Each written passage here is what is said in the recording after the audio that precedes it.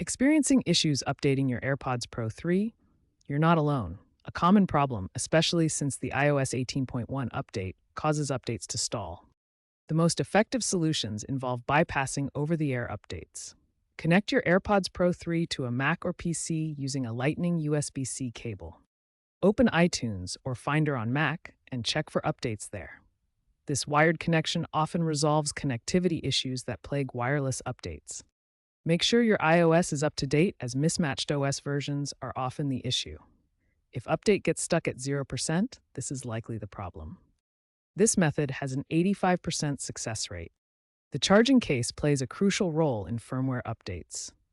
Ensure it has at least 50% battery charge for reliable updates. A faulty LED that doesn't blink white during updates indicates a pairing problem. Try cleaning the charging contacts to resolve issues.